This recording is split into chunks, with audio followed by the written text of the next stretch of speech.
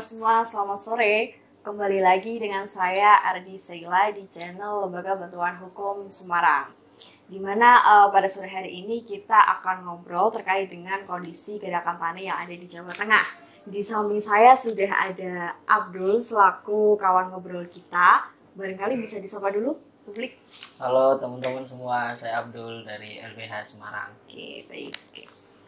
Berbicara mengenai kondisi gerakan tani yang ada di Jawa Tengah pada per hari ini, gerakan para petani yang ada di wilayah Jawa Tengah ditandai dengan adanya upaya modernisasi dan regenerasi.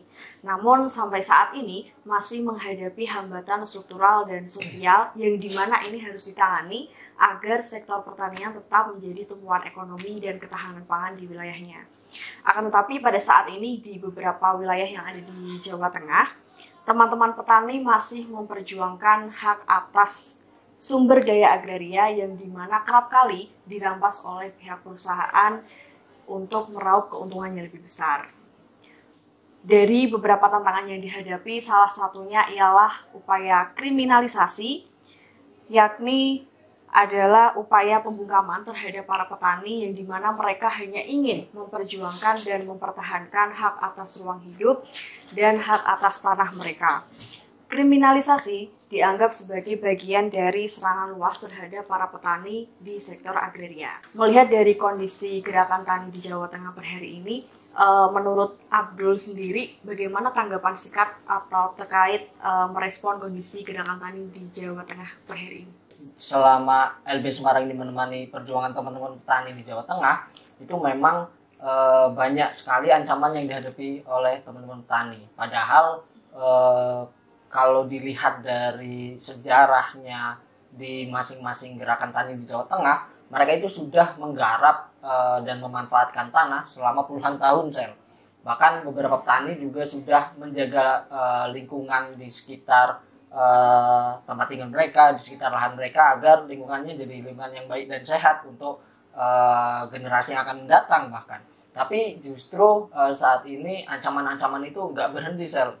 Ancaman-ancaman ini terus dialami, harus dihadapi oleh teman-teman petani, begitu, Sel. Oke, baik. Nah, melihat konflik agraria yang ada di Jawa Tengah ini, sepertinya apa sih latar belakang atau mengapa konflik ini itu ada, atau bahkan sepertinya konflik agraria yang terjadi ini sepertinya tidak berkesudahan gitu. Iya, Sel. Jadi kalau kita lihat sebetulnya apa yang sedang dihadapi oleh teman-teman petani ini enggak ada kaitannya juga, sebetulnya ada kaitannya dengan kebijakan-kebijakan yang dibuat oleh negara.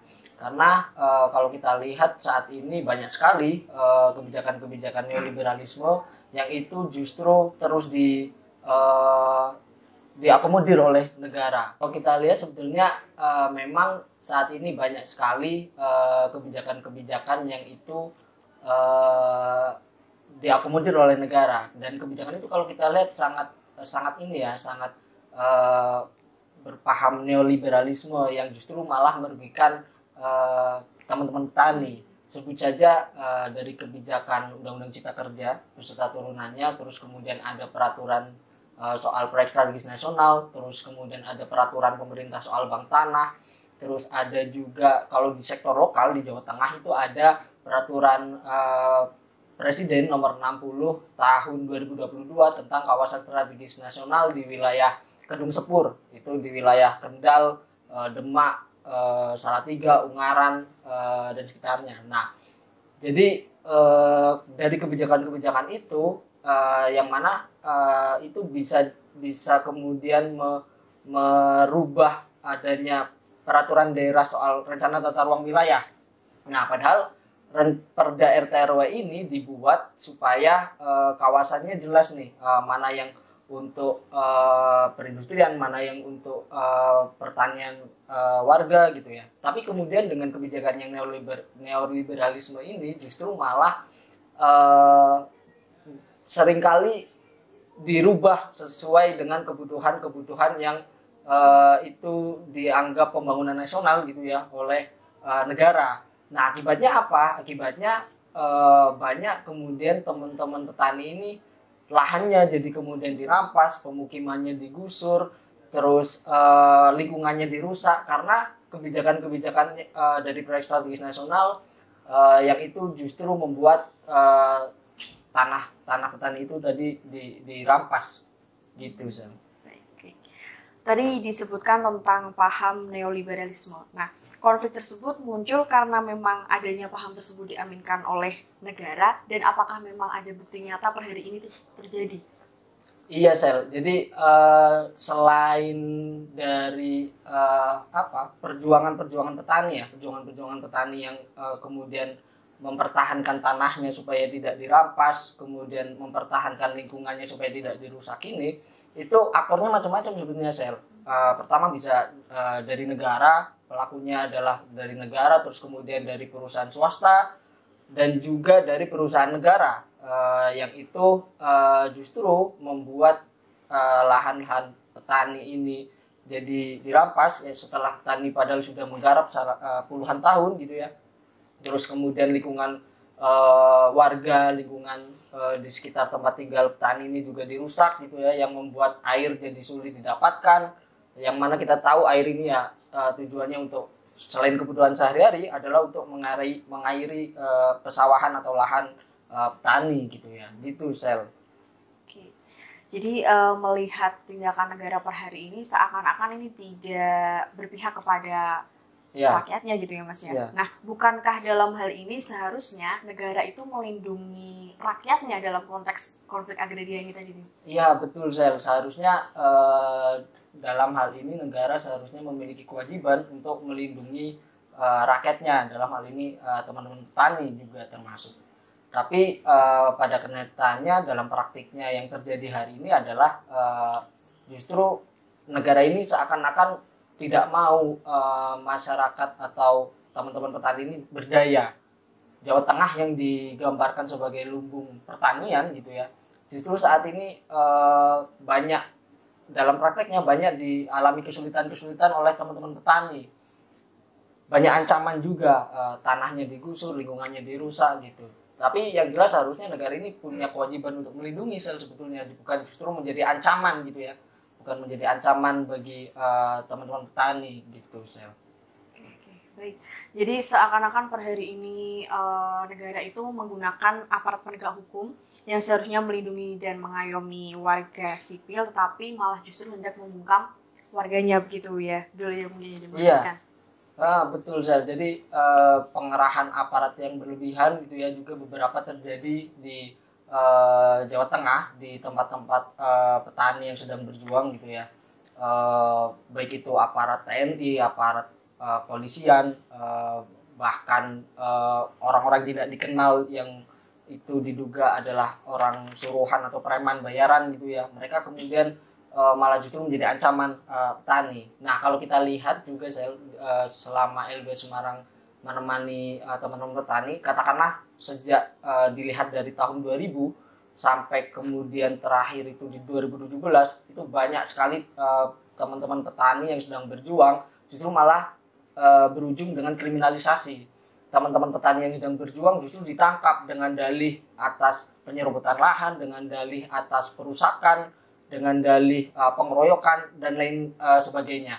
Nah itu bisa kita lihat bahwa ternyata negara justru yang punya kewajiban untuk melindungi justru malah menjadi ancaman bagi teman-teman petani gitu saya. Oke, baik. Jadi setelah apa yang dipaparkan oleh Abdul tadi, apakah sampai sekian hari ini ada beberapa yang masih mengalami upaya kriminalisasi itu sendiri? Nah iya Sel, jadi setelah tahun 2000 tadi ya, rentang 2000 sampai 2017, saat ini pada tahun 2025 kriminalisasi kepada teman-teman petani yang sedang berjuang ini terjadi lagi di Jawa Tengah, di mana ada di satu wilayah di Kabupaten Pati, di Desa Punirrejo, petani yang sedang berjuang melawan perampasan tanah oleh perusahaan PT Laju Perdana Indah, justru saat ini tengah dalam upaya kriminalisasi oleh aparat kepolisian, di mana 100 kepala keluarga petani yang tergabung dalam gerakan masyarakat petani Punirrejo ini, mereka sedang memperjuangkan hak atas tanahnya Sel.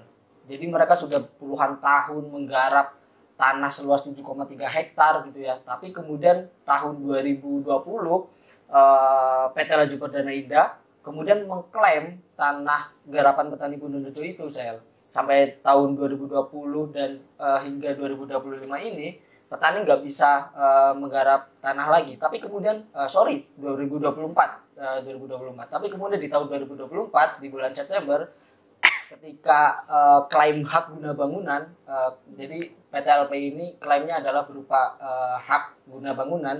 Ketika hak guna bangunan ini habis, masa waktunya sudah hapus, petani Bondorejo terus kemudian berbondong-bondong melakukan pendudukan lahan kembali, karena tadi sejarah penguasaan lahan petani Bondorejo lebih dulu menggarap tanah itu daripada PT Laju Perdana Indah.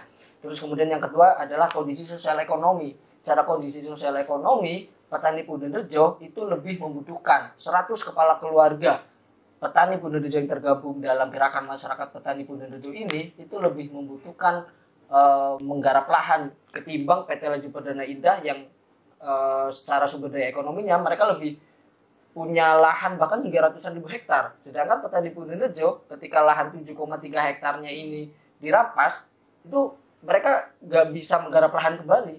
Nah makanya ketika September 2024 lalu ketika lahan klaimnya PT LPI ini udah hapus, petani Bondorejo kembali menduduki lahan, menanaminya dengan singkong, pisang, dan tanaman palawija lain. Tapi kemudian setelah itu banyak sekali ancaman-ancaman yang dihadapi oleh petani Bondorejo, mulai dari kerusakan rumah, mulai dari perampasan tanah, di mana tanduran tanaman-tanamannya petani ini dirusak gitu ya oleh PT Laju Perdana Indah, hingga kemudian di tahun 2025 kemarin itu justru petani di tahun 2025 ini teman-teman petani Bondorejo ini beberapa diundang oleh Polresta Pati, oleh Polres Kabupaten Pati. Nah, mereka diundang atas dasar telah melakukan perusakan tanaman tebu milik PT LPI. Padahal kalau kita lihat tanaman tebu milik PT LPI yang dilaporkan ini itu sudah habis masa klaim HGB-nya itu. Jadi petani Bondorejo berusaha untuk merebut kembali tanah yang dirampas oleh PT LPI ini justru malah dapat ancaman kriminalisasi. Itu yang di Kabupaten Pati. Terus kemudian share sedikit ke barat, itu ada Desa Sumberrejo. Beda kabupaten memang, Desa Sumberrejo ini ada di Kabupaten Jepara.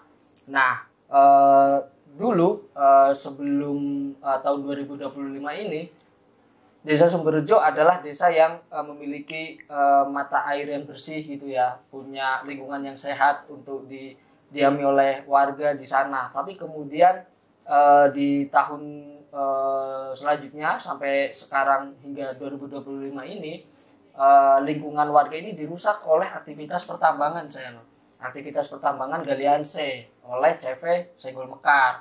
Nah, karena adanya aktivitas pertambangan itu, kemudian lingkungan warga ini jadi rusak.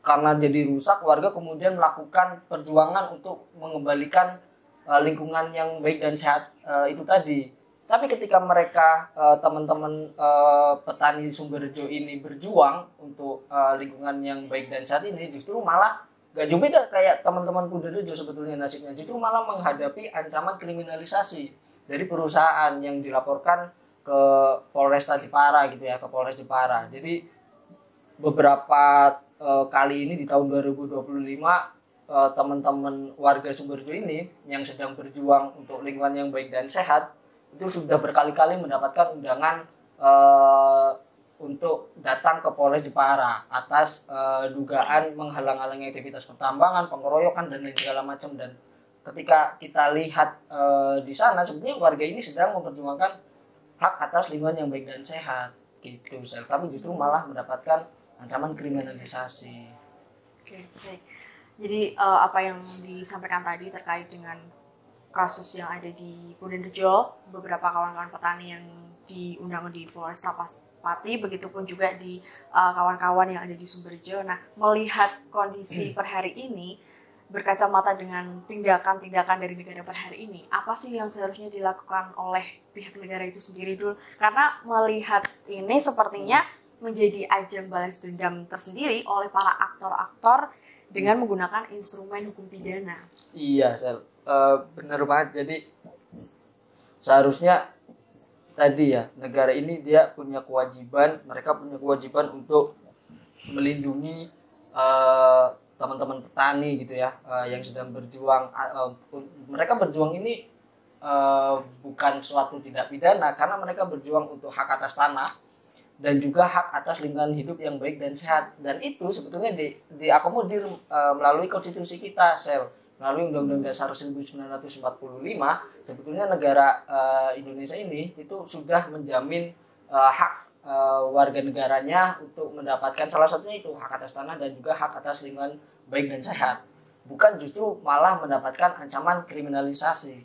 Nah, selain di konstitusi juga teman-teman Sumberjo yang berjuang untuk mendapatkan lingkungan baik dan sehat dari ancaman pertambangan ini, aktivitas pertambangan itu juga sebetulnya sudah dilindungi melalui Undang-Undang Peraturan Pengelolaan Lingkungan Hidup, Undang-Undang PPLH tahun 2009. Di situ seharusnya ketika ada warga yang sedang berjuang untuk menjaga lingkungan demi lingkungan yang baik dan sehat, seharusnya negara di situ melindungi, bukan justru malah mengancam dengan ancaman kriminalisasi. Begitu, saya. Oke, baik. Memang dalam hal ini seharusnya negara melindungi karena ini memang juga sudah diatur di Konstitusi Dasar negara kita sendiri. Jadi memang harusnya seperti itu. Jadi ini mengapa pola-pola lama muncul kembali di Jawa Tengah. Yang katanya Jawa Tengah digadang-gadang menjadi lumbung pangan nasional, tetapi sepertinya sekarang menjadi jateng lumbung kriminalisasi ya. Iya, bisa dikatakan begitu juga, Sel. Nah, coba kita bisa lihat di perjuangan teman-teman petani Pundirejo. Teman-teman petani Pundirejo itu di awal tahun 2025 ini tempat tinggal mereka yang mereka sudah duduki selama puluhan tahun tiba-tiba kemudian didatangi oleh orang-orang berbadan besar menggunakan topeng gitu ya. Mereka kemudian secara bersama-sama melakukan perusakan terhadap rumah warga. Total ada sekitar 4 rumah yang itu adalah rumah yang didiami menjadi tempat tinggal petani Pundirejo justru dirusak oleh orang-orang suruhan LPI ini. Kalau kita lihat secara bukti, sebetulnya warga sudah punya bukti yang cukup. Orang-orangnya jelas banget siapa yang melakukan gitu ya. Ciri-cirinya sudah jelas ada di bukti-bukti yang saat ini sudah dilaporkan oleh warga ke Polres Pati. Tapi kemudian Polres Pati sampai sekarang per September, awal September 2025 ini, Polres Pati belum melakukan tindakan apapun terhadap tindak pidana perusakan rumah secara bersama-sama yang dilakukan oleh orang-orang yang diduga adalah dia adalah suruhan PT Laju Perdana Indah. Padahal secara bukti jelas siapa yang melakukan, orang-orangnya sudah jelas. Seharusnya Polresta Pati ini mereka segera menindaklanjuti laporannya petani Pundirejo. Tapi justru yang terjadi adalah petani Pundirejo diancam dengan kriminalisasi, padahal petani Pundirejo sedang memperjuangkan hak atas tanahnya. Ya bisa dibilang saat ini mungkin Jawa Tengah memang jadi lumbung kriminalisasi daripada lumbung pangan gitu ya. Karena kebijakan-kebijakannya dalam prakteknya itu malah justru membuat petani-petani di Jawa Tengah ini malah justru jauh dari kata sejahtera. Gitu, Baik. Jadi setelah melihat apa yang terjadi, padahal sudah jelas pelaku, tindakan dan sebagainya, tetapi dari aparat malah tidak melakukan kewajibannya seharusnya gitu. Nah, ketika negara ini juga sudah tidak memihak para rakyat ini tadi yang memperjuangkan hak atas ruang hidup dan hak lingkungan yang layak dan bersih, lalu apa yang bisa kita lakukan per hari ini dengan kondisi yang sedemikian rupa? Mungkin yang setidaknya yang bisa kita lakukan hari ini adalah tetap kemudian melakukan pertemuan-pertemuan, melakukan konsolidasi bersama dengan teman-teman petani yang sedang berjuang gitu ya, bersolidaritas bersama. Karena di beberapa kesempatan gitu ya, ketika warga sesama masyarakat ini bersatu, kemudian bersolidaritas atas dasar hak asasi manusia dan kemudian demokrasi gitu ya, itu akan jadi kekuatan besar sehingga bisa mendorong negara ini nggak kemudian justru membuat kebijakan yang menyengsarakan petani, tapi justru itu tadi melindungi petani yang sedang berjuang gitu ya, supaya Jawa Tengah ini benar-benar jadi lumbung pangan, bukan justru jadi lumbung kriminalisasi ya gitu Sel. Terus kemudian di bulan September ini setiap tahunnya ya itu selalu diperingati sebagai pada 24 September itu selalu diperingati Hari Tani Nasional.